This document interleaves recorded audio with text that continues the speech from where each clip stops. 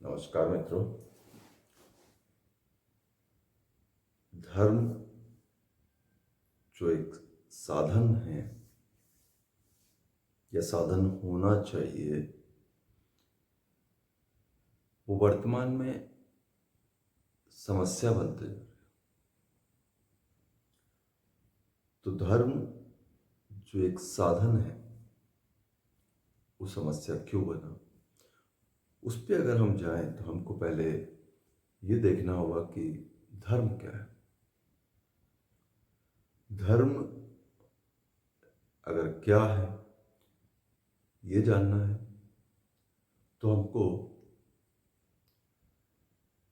धर्मों की उत्पत्ति, उपयोगिता, वर्तमान में धर्मों का विकृत स्वरूप और धर्मों की उपयोगिता, इस पर जाना होगा। परस्पर धर्मों का आंतरिक विद्रोह, इस पर विचारना होगा कि क्यों और कैसे होगा। धर्म सामाजिक रीति नीति की व्यवस्था है। सभी धर्म अपने अपने विकास स्थल जहाँ पे वो विकसित हुए, उन स्थानीय परिस्थितियों के अनुरूप सर्वाधिक उपयुक्त सामाजिक नियमावली, सामाजिक उचित के पालन के निर्देश सभी धर्मों में है। और वह जो सामाजिक उचित है वह स्थानीय परिस्थितियों के अनुरूप है, जहां जो धर्म विकसित हुआ के अनुसार। अब यह कि यदि मैं ये कह रहा हूं कि सभी धर्मों की बात कर रहा हूं, तो मैं पहले मूल रूप से अपने धर्म सनातन की बात करूंगा, और सनातन के साथ साथ बाकी सभी धर्मों का भी लगभग वैसा ही हाल होगा, लगभग वैसा ही इतिहास होगा जैसा सनातन का है। तो भारतीय उपमहाद्वीप में सर्वाधिक प्रचलित धर्म वर्तमान में भी सनातन है। और भारतीय उपमहाद्वीप ही क्यों, हम एशिया की बात करें तो जो बौद्ध हैं वो सनातन का एक हिस्सा है, जो जैन है वो सनातन का एक हिस्सा है, सिख हैं वो भी सनातन का हिस्सा है। ऐसे ही और भी अनेक वर्गीकरण हैं जो सनातन से निकल के या यूँ कह के सनातन के विकसित स्वरूप है। सनातन के वर्तमान के अनुरूप स्वरूप जो है वे नवीनतम धर्म संप्रदाय के रूप में सामने आए। किंतु जिस क्या सनातन इस्लाम, क्रिश्चियनिटी या यज़दी यही धर्म है संसार में? नहीं, संसार में वर्तमान में भी 500 के लगभग धर्म प्रचलित हैं। और किसी समय जो तथ्य बताते हैं लगभग 1200 धर्म संसार में प्रचलित थे विभिन्न समय। धर्म से तात्पर्य है धर्म, संप्रदाय, कबीले, ये सब मिला के लगभग 1200, 1200 के लगभग प्रचलित थे। और सभी जो धर्म हैं उनमें अपने धर्म के प्रति जो उचित और अनुचित है उनकी बात कही गई है।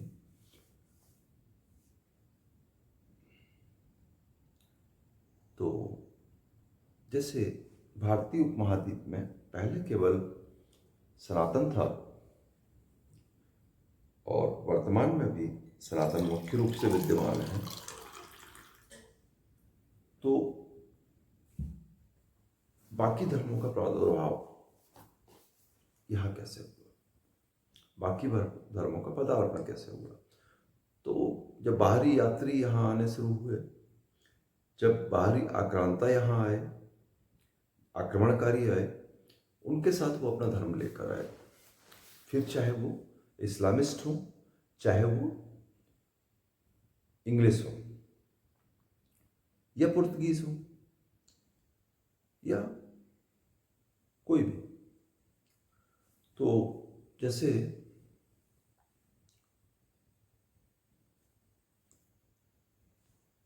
हम बात कर रहे हैं भारतीय उपमहाद्वीप में सनातन इन आक्रांताओं के आने से पहले, आक्रमणकारियों के, इन बहुत सारे यात्रियों के आने के पहले सनातन ही यहाँ पे मूल रूप से विद्यमान था।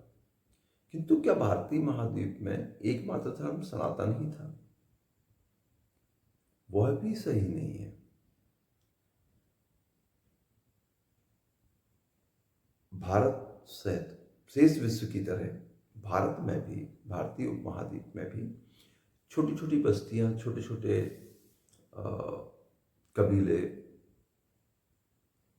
ये सब थे, आज भी हैं।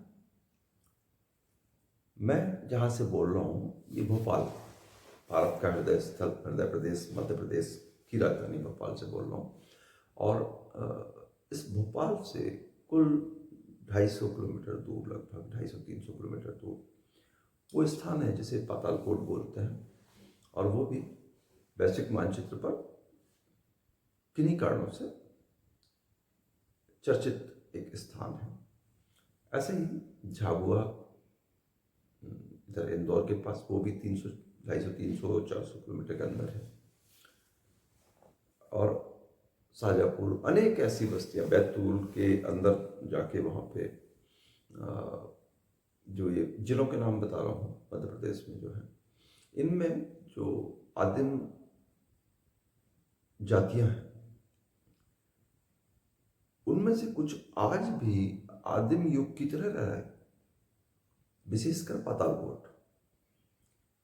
तो ये आज भी यदि ऐसा है तो पहले भी ऐसा, बहुत सारी बस्तियों में था पहले ऐसा। और ये केवल भारत के लिए नहीं, केवल मध्य प्रदेश के लिए नहीं, समूचे विश्व के लगभग यही हाल था। आगे पीछे थोड़ा बहुत समय का, क्या कहें कि समय खंड का, काल का, युग का थोड़ा बहुत अंतर आगे पीछे हुआ है।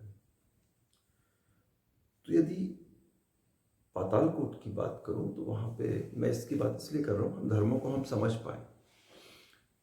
पातालकोट एक ऐसी जगह है जहां पे पूरे साल में कुछ ही दिन उस बस्ती तक सूरज पहुंचता है जहां पे वो आदिम जातियां निवासरत हैं। वे लोग सभ्य समाज से अपरिचित हैं लगभग।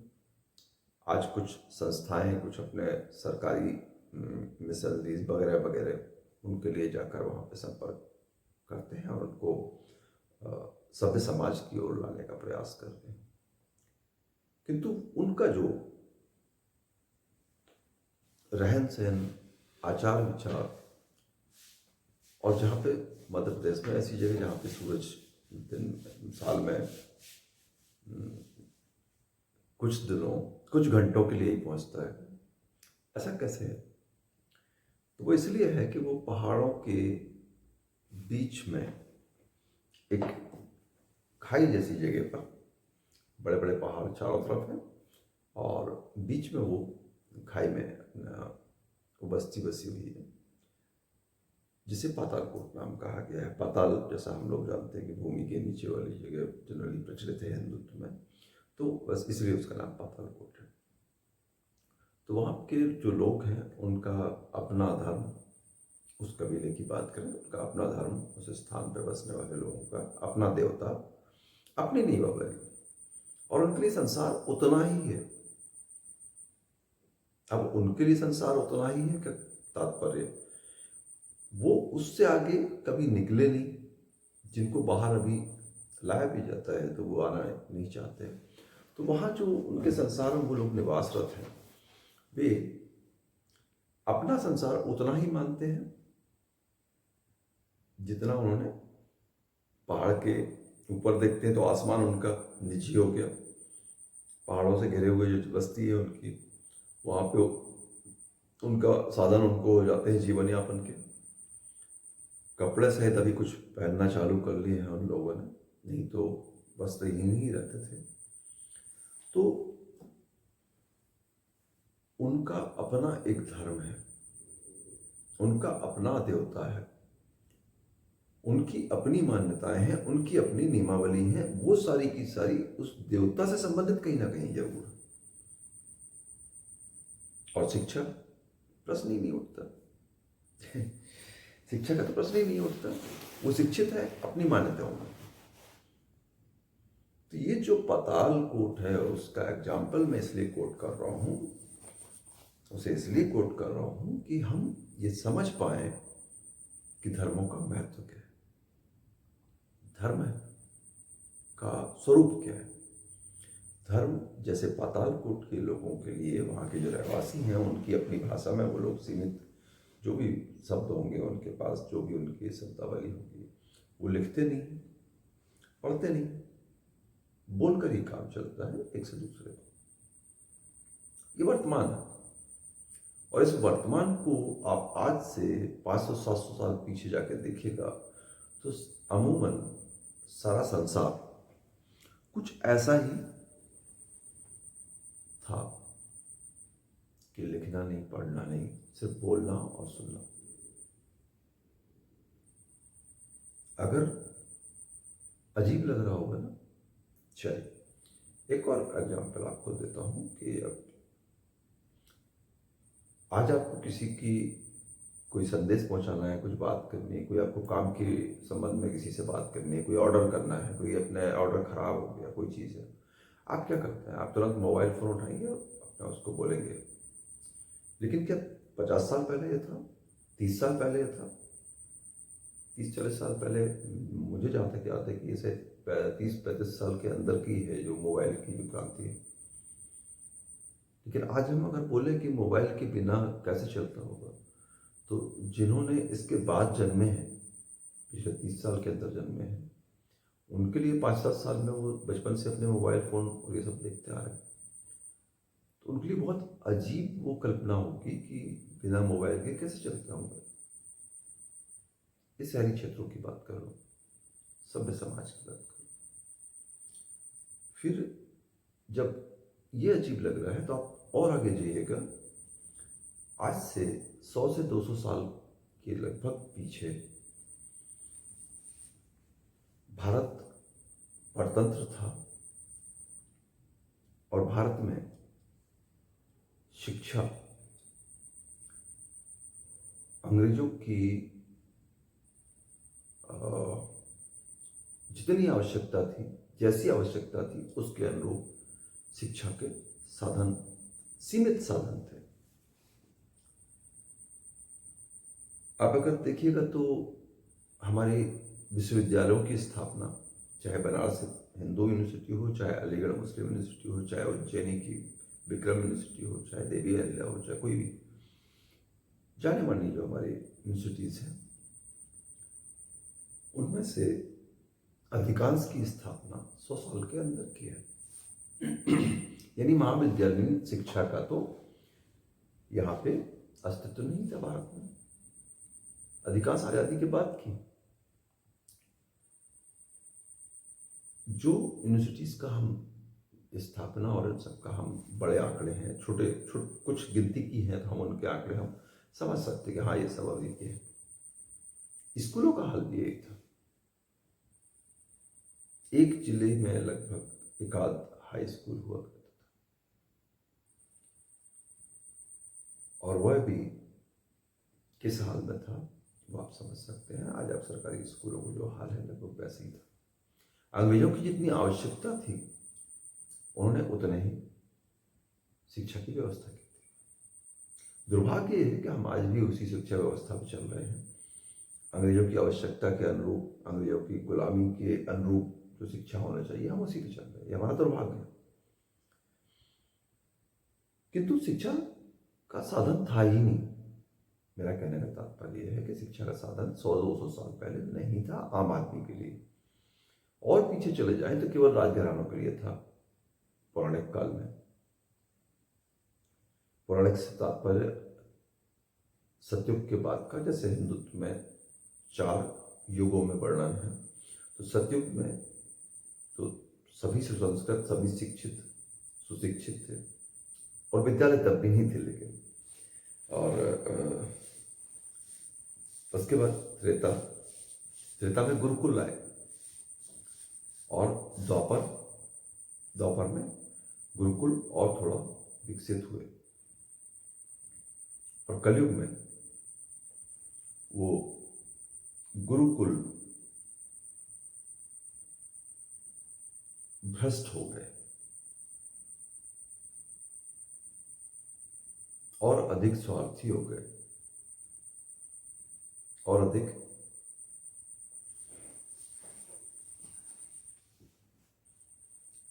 संपन्न वर्ग के अनुरूप हो गए। क्षमा चाहता हूं।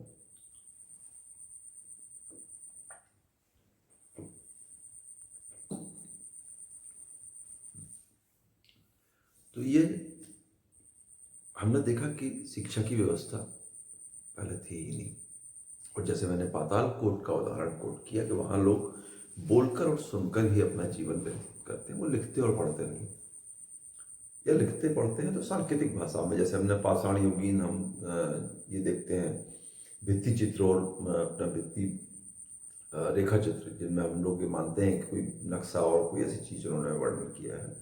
बहुत सारी जगह ऐसे शैल चित्र हैं जिनको कि महत्वपूर्ण माना गया है किसी अपनी संस्कृति, पुरानी संस्कृति विषय में। तो जो लोग अभी आदिम युग की तरह आदिम जातियों के रूप में दूरस्थ क्षेत्रों में रह रहे हैं, जहां सभ्यता की प्रकाश का कभी कभार आगमन होता है, उनके पास में बोलने सुनने के अलावा और कोई साधन अगली पीढ़ी तक ज्ञान को ले जाने का नहीं है। एक मूल बात थी जो धर्मों के संदर्भ में, धर्मों की उपयोगिता, धर्मों के उद्भव, धर्मों के विकास के संबंध में, और जो धार्मिक वैमनस्य है वो उसके बाद की बात है, तो उसके संबंध में महत्वपूर्ण है। तो चूँकि अभी वीडियो बहुत लंबा हो जाता है तो आप लोग को देखना सुनना संभव नहीं हो पाता, डाउनलोड की स्पीड सभी जगह एक जैसी नहीं है, तो दिक्कत आती है, इसलिए मैं शेष अगले अंक में। अभी के लिए नमन, हरिओम।